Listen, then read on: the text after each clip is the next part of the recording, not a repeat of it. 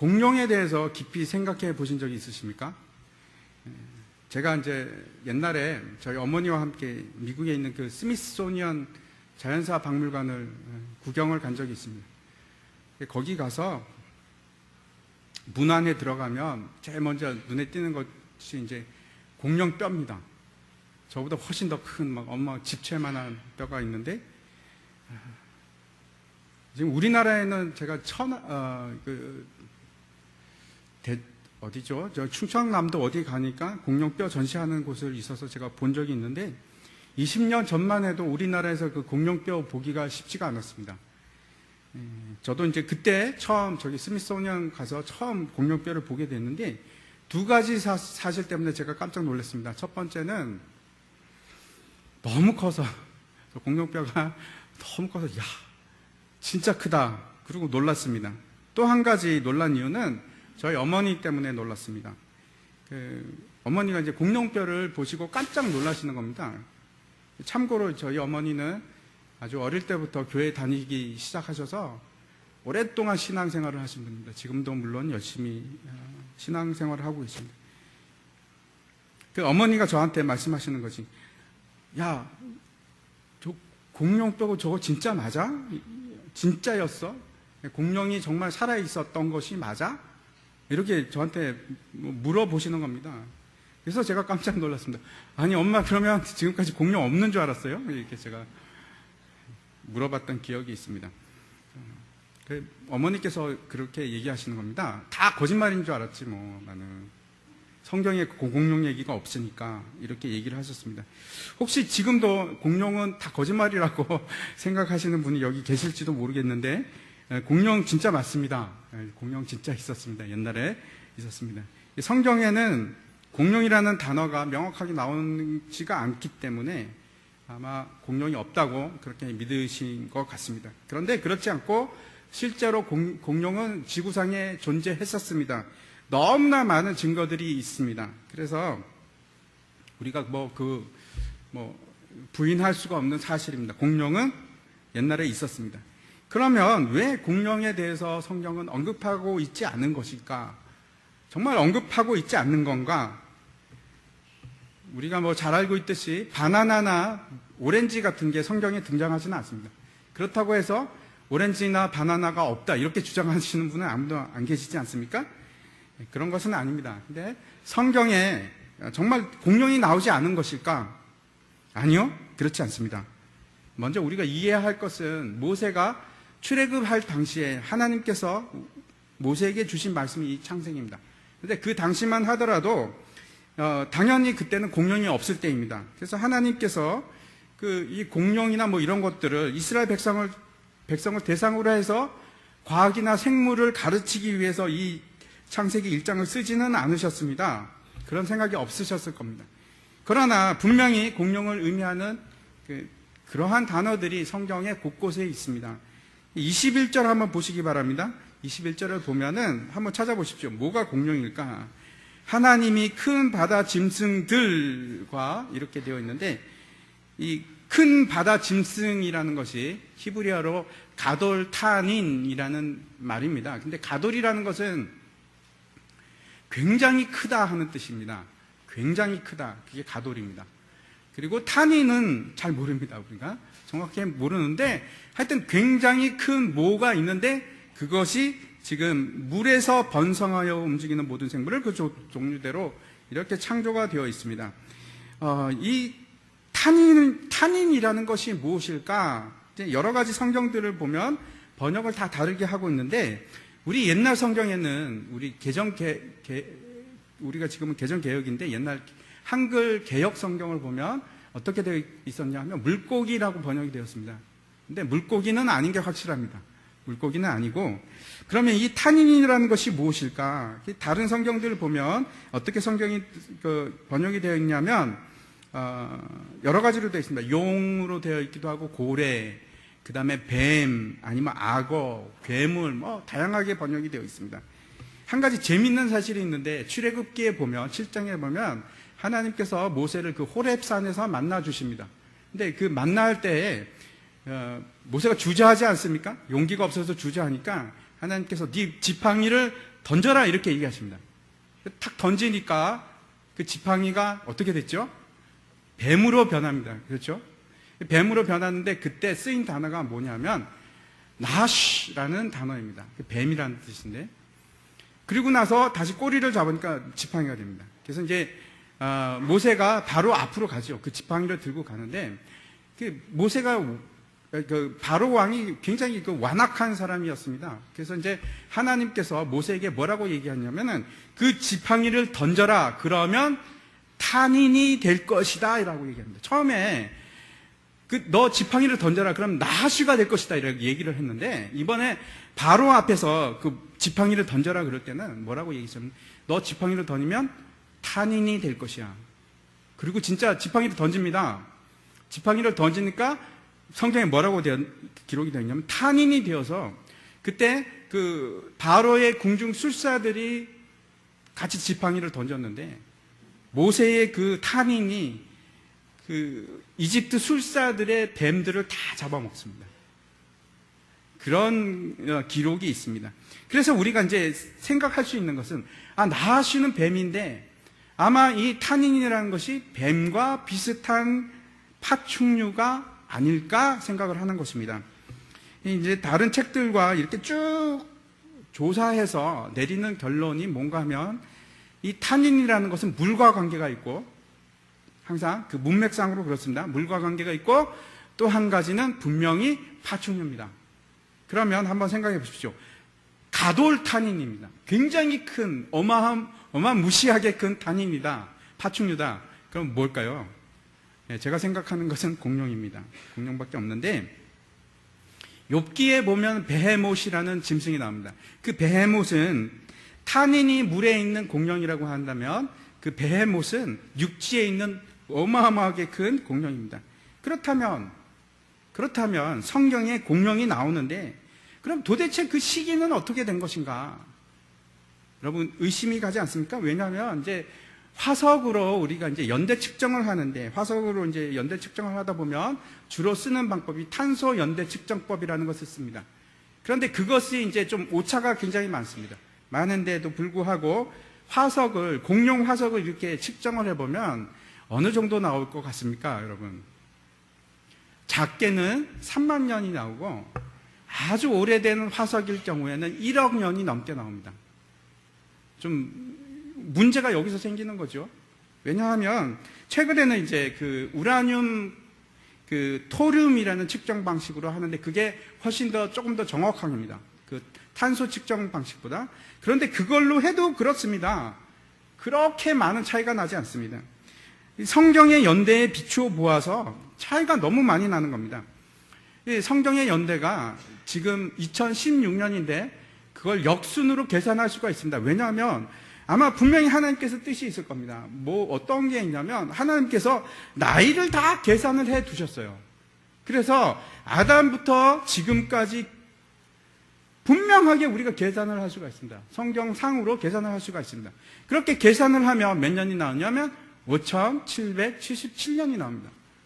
아무리 오래돼봤자 6000년밖에 안 됐는데, 천지창조가 시작된 게 6000년밖에 안 됐는데, 이 공룡뼈만 해도 1억 년이 넘게 나오는 겁니다. 1억 년이. 올해는 건 1억 2천만 년이 나옵니다. 1억 2천만 년. 그리고 작게는 3만 년인데, 이게 도대체 어떻게 된 것인가?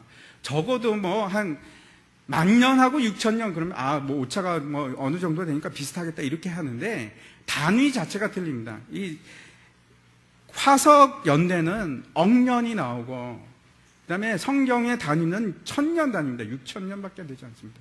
그런데 더 나아가서 우주의 나이를 계산해 보면, 저기 앞에도 되어 있는데, 최근까지는 우주의 나이를 한 137억 년으로 봤는데, 제가 이제 준비하기 위해서 찾아보니까, 최고 지금, 최근에 어떻게, 지금까지 측정 방법이 좀 잘못됐다, 한 15% 틀렸다, 그래서 158억 년으로 보는 것이 가장 최근의 입장입니다. 그러면 우주가 창조된 것은 과학적으로는 158억 년이 됐다고 하는데, 성경으로는 지금 6,000년밖에, 5,777년밖에 안 되니까, 도대체 이 격차가 너무 심해서 도저히 타협 불가입니다. 야, 이거 어떻게 해야 되는가? 어떻게 계산을 하냐면, 우주의 나이는 어떻게 했냐면, 우주 복사열을 가지고 계산을 합니다. 그렇게 계산을 하면, 이제, 우주의 팽창하고 이런 적색 편의 같은 걸 이용해서 계산을 하는데, 정확하지는 않습니다. 물론, 당연히 정확하지 않습니다. 그냥 추측값입니다. 그래도 그렇지, 1, 2억 년이 차이가 나는 것이 아니고, 158억 년하고 6천 년하고, 심하죠. 차이가 심합니다. 그러면 어떻게 할 것인가? 제가 오늘 이 말씀을 좀 드리려고 합니다. 시편 90편에 보면은 모세가 이렇게 기록을 하고 있습니다. 주의 목전에는 천년이 지나간 어제 같으며 밤의 한순간 같을 뿐이니이다. 이렇게 모세가 기록하고 있고, 베드로후서에서 이렇게 기록을 합니다. 베드로가 기록한 것입니다. 사랑하는 자들아, 주께는 하루가 천년 같고 천년이 하루 같다는 이 한 가지를 잊지 말라라고 얘기를 합니다.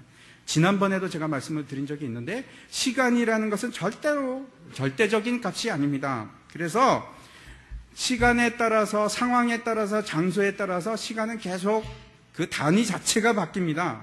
심지어 이제 장소에서 바뀌는데, 예를 들어서 한 가지로 말씀드리면, 달에서는 시간이 어떻게 갈 것 같습니까? 달에서는 째깍째깍째깍째깍 이렇게 갑니다. 그런데 똑같은 시계를 지구로 가져오면 째깍 이렇게 가고, 그 시계를, 똑같은 시계를 해로 가지고 간다면, 해에서는 어떻게 가냐면 째깍 이렇게 느리게 가게 되어 있습니다. 다시 말씀드려서, 지금 동일한 우리가 시간대라고 생각하는데도 불구하고 지구의 시간과 달의 시간과 해의 시간이 다 다릅니다. 같을 수가 없습니다. 장소에 따라서 다 다를 수밖에 없습니다. 그런데 앞에서 모세가 시편에서 말했던 바와 같이 밤의 한순간, 밤의 한 경점에 그 짧은 순간이 천년이 될 수 있다. 하루가 천년이 될 수 있고 천년이 하루가 될 수 있다. 라는 것이 사실이라는 걸 제가 말씀드리려고 하는 겁니다. 제가 뭐 억지를 부리려고 하는 것이 아니고 실제로 분명히 그렇다는 말씀을 드리려고 합니다. 그래서 지금 좀 졸리시고 덥더라도 잘 들으시기 바랍니다. 한 사람이, 한번 그 다음 장 한번 보여주십시오. 저 잘생긴 남자가 이제 여자친구가 있었습니다. 그래서 이 남자가 여자친구한테 매일같이 편지를 쓰기로 약속을 했습니다. 내가 매일 너한테 편지를 쓸게. 그리고 이제 여행을 떠나게 되었습니다. 첫날, 이제 8월 달부터, 지금이 8월이니까 8월 1일부터 편지를 썼다고 합시다. 한번 보여주십시오. 첫 번째 거. 그러면 이제 저 남자가 8월 1일에 편지를 썼습니다. 편지를 썼는데 거리가 있기 때문에 전달하는데 차를 타고 인편으로 전달을 해야 됩니다. 그래서 그날 당일날 편지가 들어가는 것이 아니고 편지를 써서 보내면, 인편으로 보내면 하루가 걸립니다. 그러면 8월 2일 날 받습니다. 그렇죠? 8월 2일이 받습니다. 그런데 그 다음날이 문제입니다. 그 다음날 여전히 저 남자는, 한번 눌러주십시오. 저 남자는 8월 2일 24시간이 지나고 약속대로 편지를 썼습니다. 그런데 지금 벌써 많이 여행 중이라서 많이 이동한 상태입니다. 그래서 편지를 보내면 며칠이 걸리냐면 하루가 걸린 게 아니죠. 더 걸릴 수밖에 없습니다. 그래서 이틀이 걸렸습니다. 이틀이 걸리면 저 여자가 이제 아니 이 사람 봐, 매일 쓰기로 하고 하루를 빼먹네. 3일날 편지가 오는 것이 아니고 자기가 받은 날은 편지가 4일날 받습니다. 이해가 가시죠? 저기까지 뭐 당연하지 않습니까? 예, 그리고 이제 3일째를 한번 보겠습니다. 3일째를 보면 저 남자는 계속해서 또 3일째 다시 편지를 썼습니다. 그런데 지금은 더 거리가 멀어졌습니다. 그래서 편지를 보내니까 8월 3일날 편지를 보냈는데 저 여자가 받은 날은 8월 6일이 됩니다. 이해 가시죠? 뭐 이상한 거 하나도 없으시죠? 그런데 어떤 일이 일어날까요?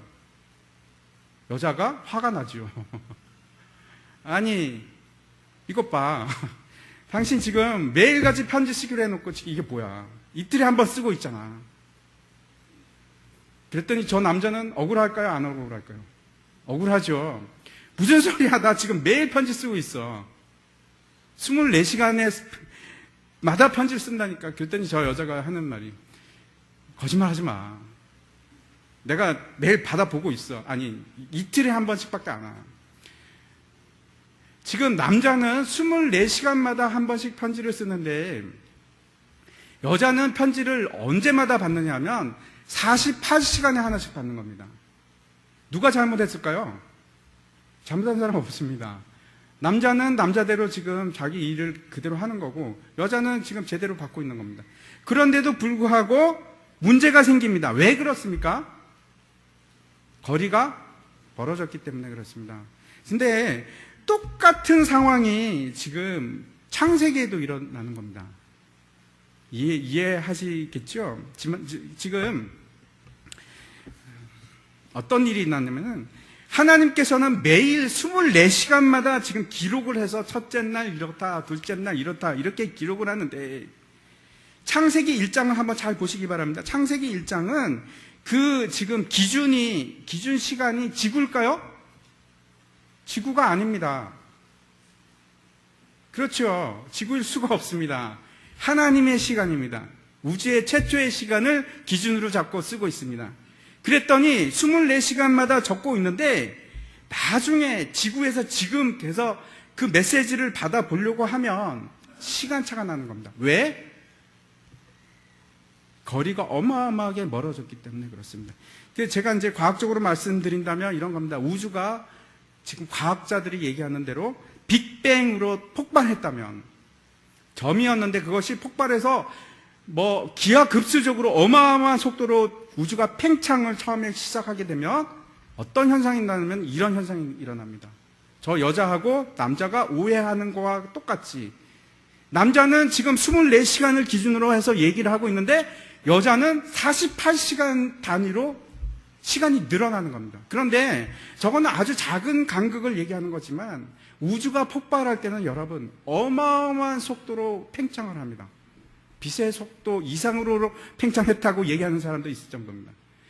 그렇게 팽창을 하니까 여러분 생각해 보십시오. 그때의 시간하고 지금 이 현재의 우리가 바라보는 시간의 개념으로 비교를 하는 것이 맞습니까? 아닙니다. 비교가 안 되죠. 당연히 다를 수밖에 없습니다. 오해가 생기는 겁니다. 그래서 우리는 하나님 이게 어떻게 6,000년 만에 돼요? 하나님께서는 아니야, 진짜 6,000년 맞다니까 라고 얘기를 하시는 거고, 마치 저 남자처럼 우리는 지금 계산해 보니까 158억 년인데요 라고 얘기가 진행이 되는 겁니다. 제가 어렵게 얘기 않고 굉장히 쉽게 얘기를 했을 텐데 다 이해하시죠?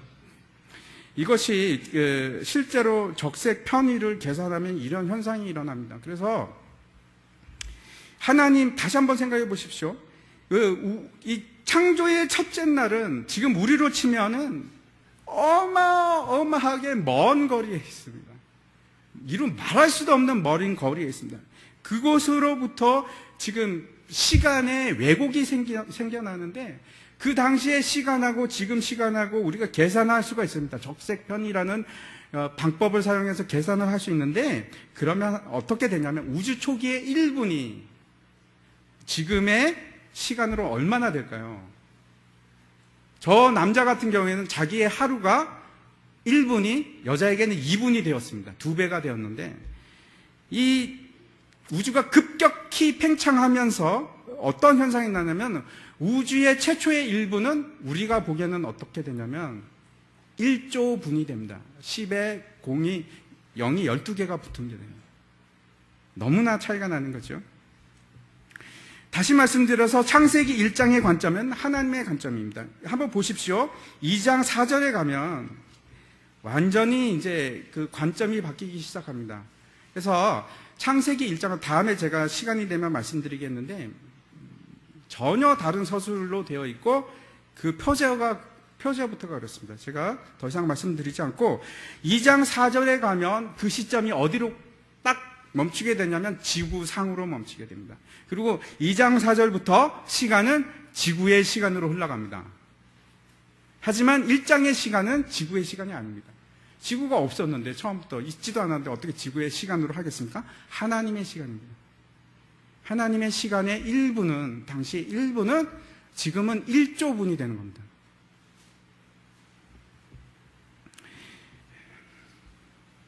다시 말씀드려서 창세기 1장의 관점은 하나님의 관점이고, 우주를 창조하시는 분의 입장에서 기록이 되어 있고, 당연히 시간도 하나님의 입장이고 우주의 시간이 관점입니다. 창세기 2장은 그렇지 않습니다. 2장 이후로는 인간의 관점, 인간의 시간의 관점으로 다시 변합니다. 다시 계산을 해보면 과학자들이, 그 다음 장 한번 보여주시기 바랍니다. 과학자들이 이제 공룡이 이 지구를 지배했던 기간을 어떻게 계산을 하냐면 1억 2천만 년 정도로 우리 생각을 합니다. 1억 2천만 년 동안 이 지구를 지배했을 것이다. 저 공룡들이 이렇게 생각을 하는데, 그런데 이것을 우주적인 시간으로 바꾸면 불과 1시간밖에 되지 않습니다. 1억 2천만 년. 창조의 유기를 다시 우주적인 관점으로 다시 계산을 해보면, 한번 보여주십시오. 저렇게 이제 도표로 제가 만들었는데, 첫째 날, 둘째 날, 셋째 날, 우주 시간은 24시간이 똑같습니다. 하지만 우리가 역순해서 다시 거꾸로 가서 그 기간을 재보면 창조의 첫째 날은 얼마나 시간이 흘러갔냐면 우리 입장에서 80억 년이 흘러갔고, 창조의 둘째 날은 40억 년이 흘러갑니다. 그런 식으로 해서 창조의 마지막 6일째가 되면 2억 5천만 년이 흘러가게 됩니다. 그리고 창조의 7일이 지나면, 잘 보십시오. 저게 지수함수인데 급격하게 시간이 우리와 비슷해져서 7일이 지나면 거의 우리와 동일한 시간대가 됩니다. 그래서 저걸로 계산을 하면 우주의 창조의 기간이 157억 5천만 년이 됩니다. 그런데 하나님의 입장에는 며칠이라고요? 6일이. 하나님의 입장에서는 6일인데 우리의 시간, 지금 시간으로 계산을 해보면 157억 년이 나오는 겁니다. 제가 이제 이것을 제 생각은 아니었고, 제럴드 슈레더 박사의 그 책을 읽고 제가 너무나 놀래가지고 직접 계산을 했습니다. 제가 옛날에 수학과 나왔습니다. 그래서 계산했는데 제가 너무 놀랐습니다. 등에 소름이 바짝바짝 돌 정도로 너무나 정확한 겁니다. 심지어는 제가 여기 적지는 않았지만 무슨 쥐라기건 어쩌고 저쩌고 연대기 있지 않습니까? 과학자들이 말하는 연대기랑 창조의 유기랑 딱 맞아 떨어져 갑니다. 기겁을 할 정도로. 제가 말씀드리는 것은 분명히 성경은 과학을 앞섭니다. 그리고 이런 사람들이 있지 않습니까? 성경을 조롱하면서, 야, 그러면 공룡은 어떻게 된 거야? 화석들은 너 어떻게 설명할래? 이 화석이 3만 년 됐거든? 그러는 사람들이 있지 않습니까? 제가 답답합니다. 성경 6천 년밖에 안 됐다며 이 화석 어떻게 할 거야? 하시는 분들을 제가 막 잡고 붙들고 제가 이 설명을 드리고 싶습니다. 어떻게 그때 시간하고 지금 시간하고 동일한 선상에서 비교가 가능하냐? 비교가 안 되는 겁니다. 불가능합니다. 그런데 많은 사람들이 계속해서 지금 지구의 시간을 가지고 우주의 시간을 논하거든. 안 맞을 수밖에 없습니다. 성경은 과학적으로 분명히 엉터리가 아닙니다. 너무나 분명한 사실이고 창세기는 분명한 사실의 기록입니다. 믿으시기 바랍니다. 참 놀라운 기록입니다. 이제 다시 과학 얘기는 그만두고 형이상학으로 돌아가도록 하겠습니다. 도대체 하나님께서 이 창조의 5일을 통해서 우리에게 뭘 말씀하고 계시는 건가? 이게 그럴 수밖에 없습니다. 왜냐하면 하나님께서 창조한 목적이 분명히 있기 때문에 그렇습니다. 아무렇게나 만드신 것도 아니고 분명히 목적을 하나하나 목적을 가지시고 계획하에 만드신 일들입니다. 그래서 당연히 그 일들이 여기 기록이 되어 있을 수밖에 없습니다. 저랑 같이 한번 찾아보도록 하겠습니다. 도대체 창조의 5일은 하나님께서 뭘 말씀하고 계신가? 20절을 보도록 하겠습니다. 20절을 보겠습니다. 같이 한번 읽어보겠습니다. 시작. 하나님이 이르시되 물들은 생물을 번성하게 하라. 땅 위 하늘의 궁창에는 새가 나르라 하시고, 하나님께서 명령을 하시는데 누구에게 명령을 하시고 계십니까? 예, 너무 이상하지 않습니까? 물에게 명령을 하십니다. 물들은 생물을 번성하게 하라 라고 하시는데, 3일째 그 땅을 창조하실 때 똑같은 일이 벌어집니다. 땅이 식물을 내도록 하라, 식물을 내라, 이렇게 명령을 하십니다. 이제는 이렇게 되는 겁니다. 물들이 생물을 번성하게 하라, 생물을 번성하게 하고 풍성하게 하라, 이렇게 얘기를 합니다. 우리가 관심을 가져야 할 단어가 있는데, 뭔가 하면 이 번성하게 하라라는 단어입니다. 히브리어로 샤라츠라는 단어인데, 이 단어의 뜻이 어떤 뜻인가 하면, 잘 들으시기 바랍니다. 이 단어가 재밌는 단어입니다. 우글우글거리다, 막 우글우글하고 꿈틀꿈틀, 심지어는 기어다닌 것까지 포함되어 있고, 그 다음에 아주 중요한 뜻이 하나 있는데, 어떤 뜻이냐면 풍성하게 양육하라 하는 뜻입니다. 풍성하게 양육하라. 지금 무슨 말씀을 하고 계신가 하면, 물이 생명을 살아있도록 양육하라, 풍성하게 양육하라, 그런 말입니다. 물이 어떻게 해서 생명을 살아있게 하는가? 제가 이제 과학을 얘기하는 거 아닙니다. 여러분, 과학은 다 잊어버리시고 하나님의 말씀으로 다시 돌아가서 생각해 보시기 바랍니다. 도대체 이 물이 어떤 물이기에 이 물을 통해서 생명이 살아날 수 있단 말인가? 생명을 주는 물에 대해서 예수님께서 그 수가성에서 사마리아 여인을 만나면서 말씀을 하셨습니다. 뭐라고 얘기하시냐면, 예수께서 대답하여 이르시되 이 물을 마시는 자마다 다시 목마르려니와, 이 물은 다시 목마를 거야. 그런데 내가 주는 물을 마시는 자는 영원히 목마르지 아니하리니 내가 주는 물은 그 속에서 영생하도록 솟아나는 샘물이 되리라. 예수님께서 이 무슨 말씀입니까 하면, 우리를 살리고 번창케 하는 것이 있는데, 그것이 곧 내가 주는 물, 나의 예수 그리스도의 말씀입니다. 예수님께서 갈릴리 호수가에 가서 이제 설교하실 때가 있었는데, 그때 이제 가니까 사람들이 뭐 구름같이 몰려오는 겁니다. 몰려오는데 앞에 배가 두 척이 있었습니다.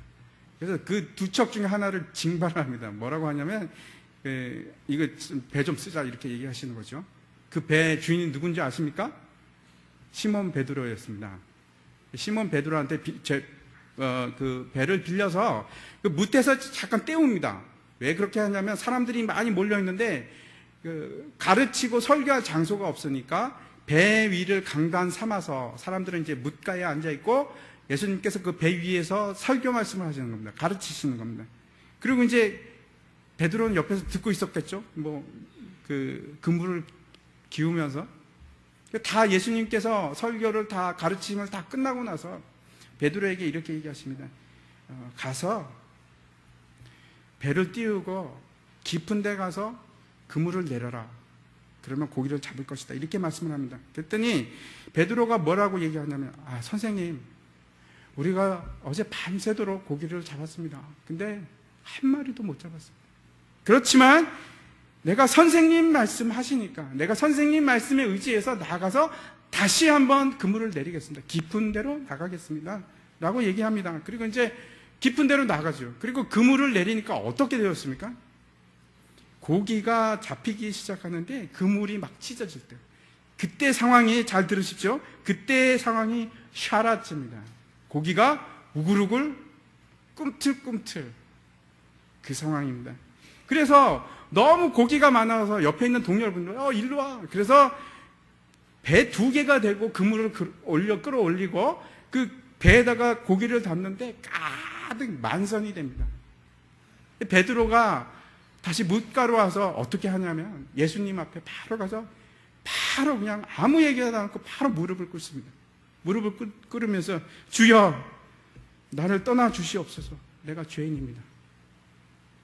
이렇게 얘기를 합니다. 그랬더니 예수님께서 뭐라고 하시냐면은, 나를 따라오라. 내가 너희로 사람을 낚는 어부가 되게 하리라. 이 말씀입니다. 하나님께서 이르시되 물들은 생물을 번성하게 하라. 물속에 수많은 생명체를, 그 생명을 갖다가 네페시 하야라고 하는데, 호흡할 수 있는 생물을 얘기합니다. 죽은 것 같이 보이는, 무기물처럼 보이는 그것들이, 다 죽은 것 같은 것들이, 무기물들이 생명수를 통해서 생명을 가지고 호흡을 하는 자들로 만들라. 이 명령을, 이 임무를 베드로에게 줍니다. 너는, 내가 너를 사람을 낚는 어부로 만들리라. 근데 그것으로 끝내는 것이 아니고 베드로가 나중에 사도행전에 보면은 요빠에 가서 기도할 때가 있었습니다. 기도를 하는데 환상을 봅니다. 환상에서 어떤 환상이냐면 하늘에서 큰 그릇이 내려오는데 그릇이 마치 보자기처럼 생겼습니다. 근데 안에 각종 그 부정한 동물과 새들이 들어 있습니다. 그게 어떤 상태였냐면 샤라츠, 꿈틀꿈틀, 우글우글. 그래서 뭐라고 하냐면은 하나님께서 잡아 먹으라. 베드로가 거부를 하죠. 저기 하나님, 난 이런 거 먹으면 안 됩니다. 난 못 먹습니다. 그랬더니 하나님께서 뭐라고 하시냐면 내가 깨끗게 한 것을 속되다 하지 마라. 먹어라. 제가 무슨 말씀을 드리는가 하면 물이 생물을 번성하게 하라는 것은 우리에게 동일하게 주어진 명령입니다. 우리에게 생명수가 주어졌습니다. 그러면 이제는 우리가 해야 할 일이 있는데, 일어나서 해야 할 일이 있는데 깊은 데로 가서 그물을 던지는 일입니다. 그것이 첫 번째 우리에게 주어진 말씀입니다. 이제 나아가서 생명체들이, 죽어있는 생명체들이 다시 숨을 쉬는 네페시 하야가 될 수 있도록 우리에게 하나님께서 임무를 주셨습니다. 그래서 그 물속에 생물이 번성하게 하고 가득 차게 하고 그 속에 우글우글 하도록, 꿈틀꿈틀 하도록 하는 것이 우리의 임무입니다. 지난 시간에 우리가 마오르 광명체에 대해서 우리가 같이 공부를 했는데, 빛을 발한다는 것을, 우리가 빛을 발한다는 것이 분명한 하나님 자녀가 해야 될 일인데, 그뿐 아니라 우리가 생명수를 공급받았으면 우리가 반드시 해야 될 것이 있습니다. 예수 그리스도의 말씀을 통해서 그 생명의 말씀을 가지고 수많은 영혼들에게 생명을 나눠주는 일입니다. 네페시 하야가 되게 해서 꿈틀거리고 우글우글 거리도록 번성케 하는 일인데, 예수를 따르는 일이, 다시 말씀드려서 생명을 얻게 하는 일이 결코 여러분 우리 자신으로 끝나지 않습니다. 성경은 한 번도 그렇게 얘기하지 않습니다. 나 그냥 예수 믿으면 됐지 하고 끝나는 적이 없습니다.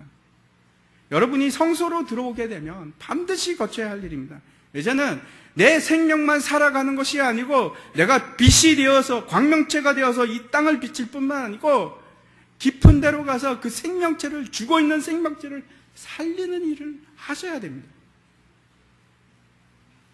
또 20절 후반부를 보겠습니다. 이 후반부에 보면은 땅 위 하늘의 궁창에는 새가 나르라 라고 얘기를 합니다. 이 새가 나른다는 것이 아주 중요한 뜻인데, 그 하늘과 땅 사이를 채우는 역할을 새가 합니다. 그런데 재미있는 것은 22절을 한번 보시기 바랍니다. 22절 뒤에 보면은 생육하고 번성하여 여러 바닷물에 충만하라, 그렇게 하면서 새들도 땅에 번성하라 라고 하십니다. 이상하지 않습니까? 뭐가 이상하십니까? 새는 궁창에 속해야 되는데 뭐라고 얘기하시냐면 땅에 번성하라 라고 되어 있습니다. 이게 무슨 말씀인가 하면, 그 새는 그 소속이 땅입니다.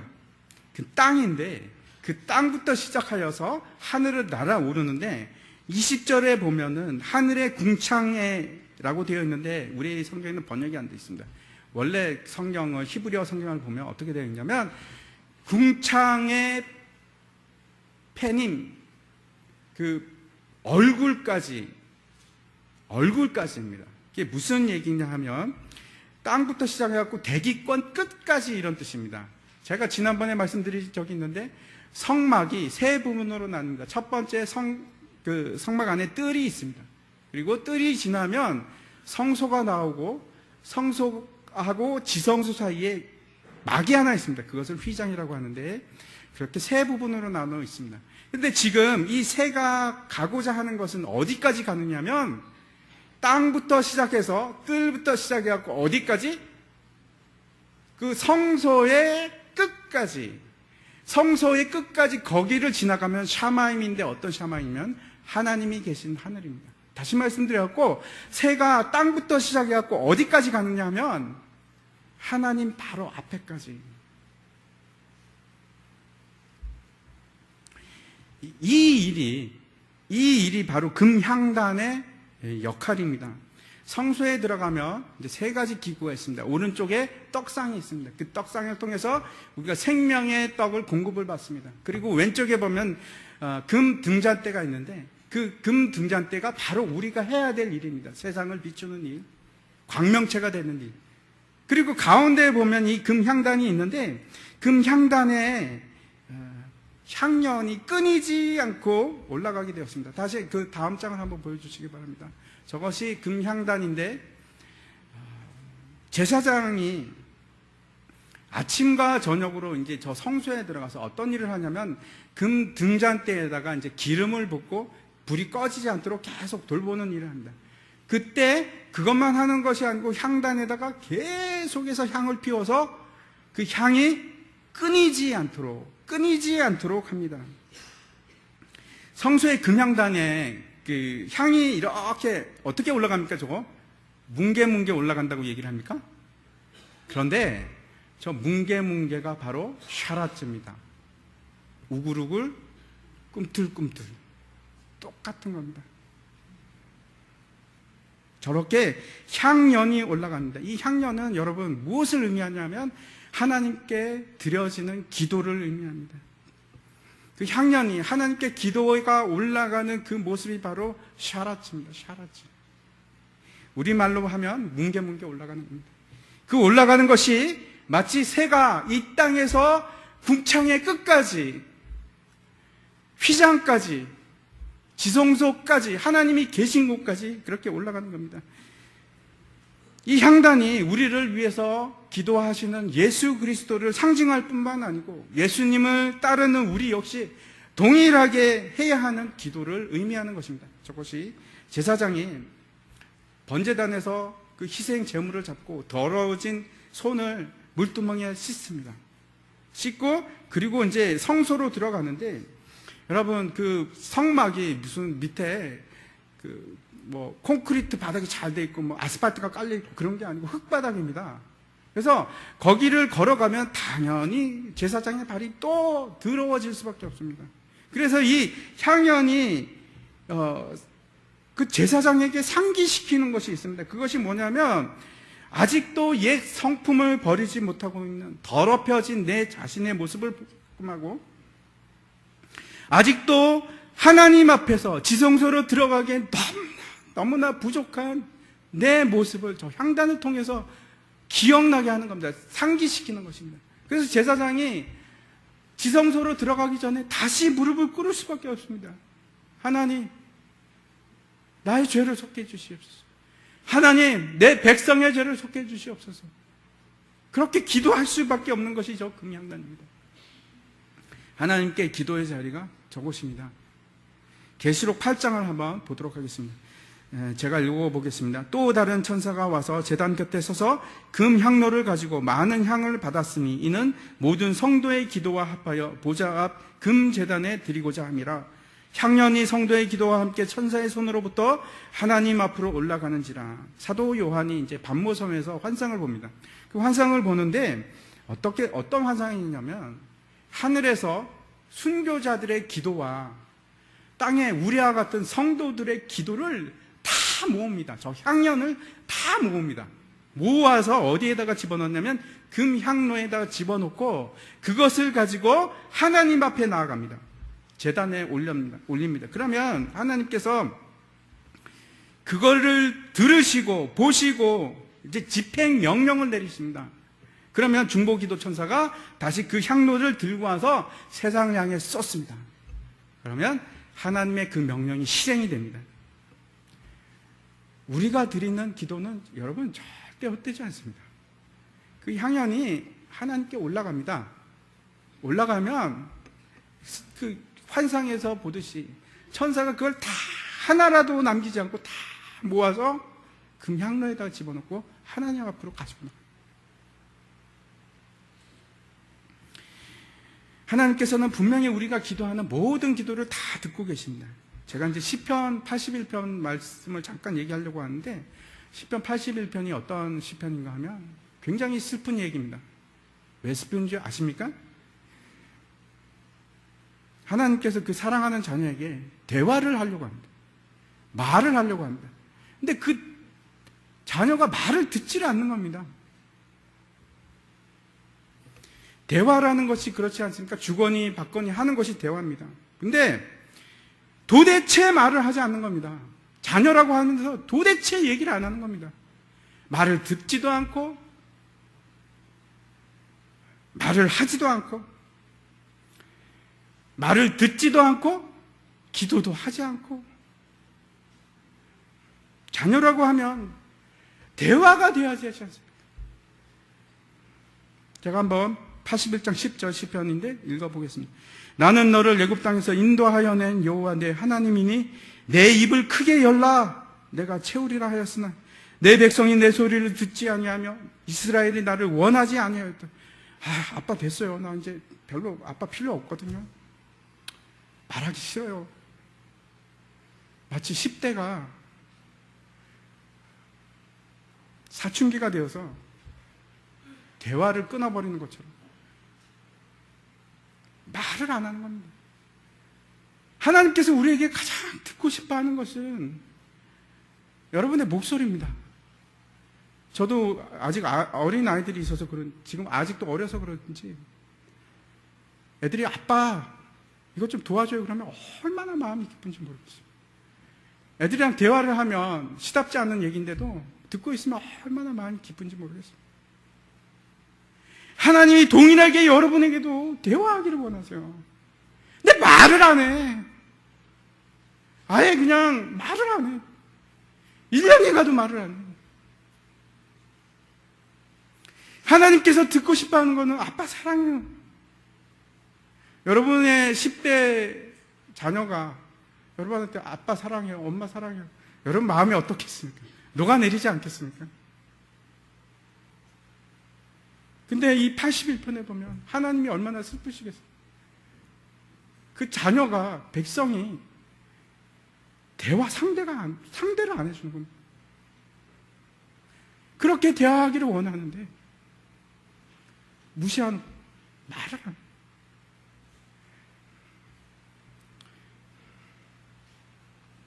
10절에 내 입을 크게 열라는 것은 소리를 내서 제발 좀 나에게 말 좀 해.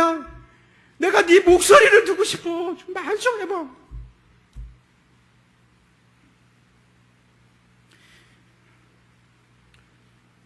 여러분 한번 생각해 보십시오. 어떤 분들은 하루에 3번 기도하는데 식사 때만 기도하시고, 하나님께서 정말 원하시는 것은 여러분의 사랑의 고백입니다. 아빠 내가 사랑해요. 나 좀 도와주세요. 그러면 뭐라고 얘기하냐면 네가 입을 벌려서 크게 벌려서 나에게 요청을 하면 내가 안 채워줄 것 같으냐? 네 입이 그냥 가득 차도록 내가 채워주겠다. 그게 아버지의 마음입니다.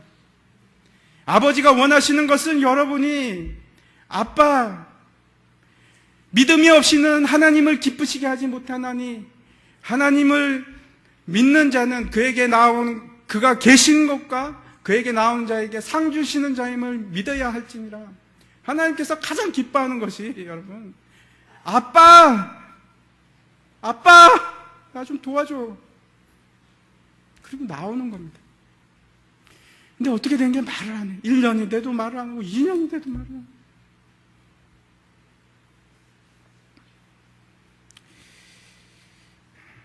제가 이제 그 성수의 생활에 대해서 오늘 마지막으로 3번째 말씀을 드렸습니다. 성수의 생활이 3가지로 말씀드렸습니다. 우리는 첫 번째, 이제는 여러분, 우리의 영이 생명의 떡을 취하지 않으면 여러분 영은 죽습니다.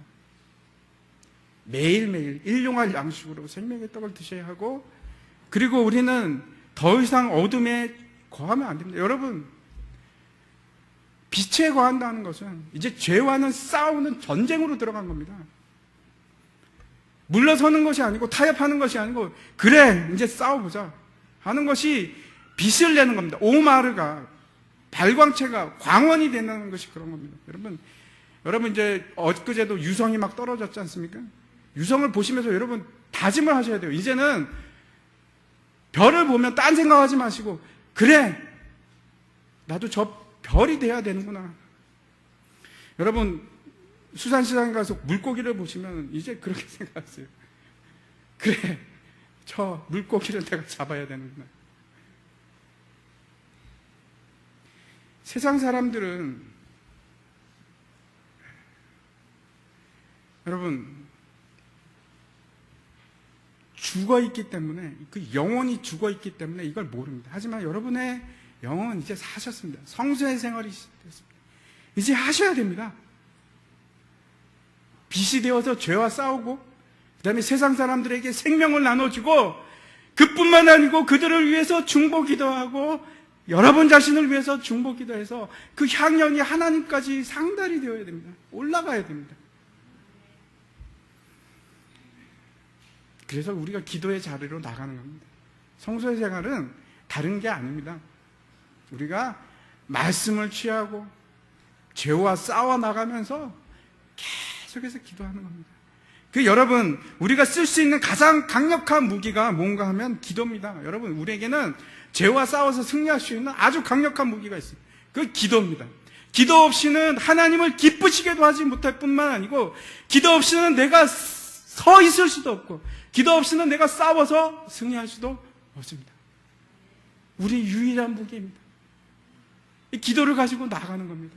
성소의 생활을 하시는 겁니다. 우리가 기도할 때 뭐가 되냐면 넷뱃이 하야가 됩니다. 넷뱃이 호흡이, 생명이 있는 호흡이 나오는 것. 그 호흡을 성경에서 뭐라고 합니까? 기도라고 하지 않습니까? 그래서 기도가 바로 우리의 호흡이 되는 것입니다. 여러분, 이제 다시 한번 여러분이 생각하시고 결심하십시오. 우리 교회에서도 새벽 기도, 화요 중보 기도도 있고, 그 다음에 금요 철야 기도도 있고, 기도의 자리는 언제든지 있습니다. 여러분이 출근할 때도 딴 생각하지 마시고 잠깐이라도 또 기도하십시오. 기도하시고 시간이 날 때마다 하루에 내가 아침에 일어나면 또 기도해야지. 저녁에 잠자기 전에도 내가 기도해야지. 왜냐하면 나는 내 뱃이 하야니까, 내 호흡이 기도니까 기도해야지. 결단하시고 기도하시기 바랍니다. 같이 기도하겠습니다.